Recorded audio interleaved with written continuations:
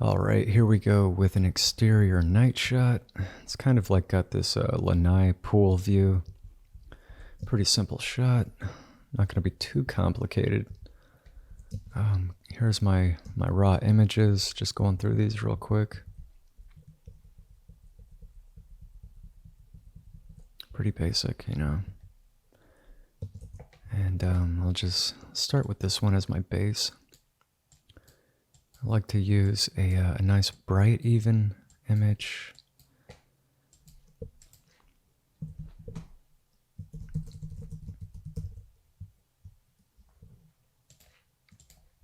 Get that saved. Come back into Adobe Bridge, and I think I'll go with this one for this area over here. It's overexposed, so I want to bring that down. Make all my adjustments in Camera Raw. Really basic stuff here. And I think I'll select one more, and I'll try to use this one for the lights over here. Those are just a little overblown. Cool that down. Take the exposure down just a tad. Don't need to do anything too crazy here. I think the most work that I'm going to have to do here is making a path and bringing the interior in over here. But for now, I'm just going to apply a mask, and I'm going to just softly paint that in. Apply a mask to that layer. Come in here and start painting that in to that area. Be careful when it comes to stuff like this. What you don't want to do, since I'm only trying to affect, this light over here. If you come in here with a soft brush and just start painting in, this is what a lot of people do, and they don't realize that they're doing it. They're going to end up painting it in too much, and you're going to get this black dark spot around that area, right? You don't want to have that happen. You don't want to get spillover. Right, you're trying to just affect this light area. You don't want to affect this pillar right here. See what we get? We get that. This is what I see all the time, like this nasty HDR look, where people just go crazy when it comes to how they mask and brush things in. That's not what you want to have happen. So I'll just start that over. I can easily get away with doing this on the left-hand side. But since this pillar is in the way, what I should really do is just create a simple selection, like using the pen tool or polygonal lasso tool like I'm doing here. And just do that. Just create a quick and dirty selection.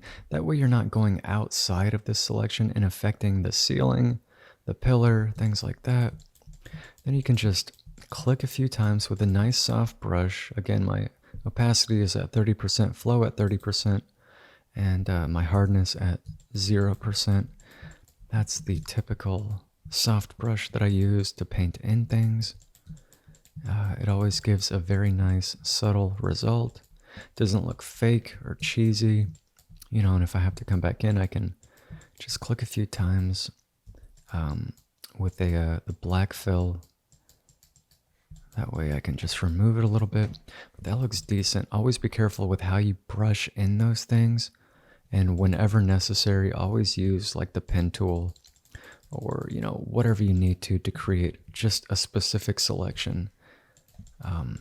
That way you're not affecting an area outside of the area that you would like to affect. Just really basic stuff. I'm going to go back into Camera Raw. And I'm looking at the interior, because now I'm going to use one just for the interior. Go ahead and drag that onto my document. Go into the paths, pop in a new path, use the pen tool. I'm going to use the pen tool because I would like a nice clean result.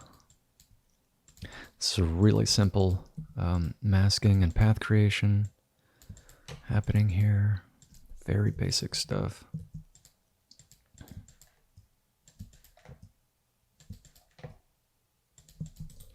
Just make a selection and then apply it to that layer. It's a little too little too dark, so I'll have to come in there and adjust that. And I'll do the same for this window over here. I would just like to take the brightness down a little bit with this area as well. But always get good with your pen tool and selection tools, things like that. If you have to, always zoom out as you're making your paths, right? You might not understand exactly what you're looking at. Just zoom out and then zoom back in and resume creating your path, things like that. So now that that's selected, I'll just brush that in just like that. And that looks decent. Let me see if I can't paint that out. I don't like how it looks if I paint it out, so I'm gonna try to use brightness and contrast layer. Deselect that, and I'm gonna paint this into the top here, kind of the bottom. I think that looks better. Let me see what this looks like. Yeah, I won't leave it at 100%. I think I'll leave it at about 90%. That looks good. Let me zoom into the other areas. I don't need to do any masking or really any manipulation when it comes to the interiors over here with these windows. Don't need to do it over here or here. These look decent. So do these windows, so I'm not even gonna worry about that. This image looks decent, so I'll go ahead and merge all onto a new layer. And I'm just zooming around, making sure that there's no imperfections, things that I need to remove physically from the scene. It doesn't look like there's really anything going on here. You know, I mean, I can remove that little faucet head for the hose over there. And that's about it, though. Really basic image. When it comes to the night shots, make sure that they look like they're night shots. Don't try to fake anything.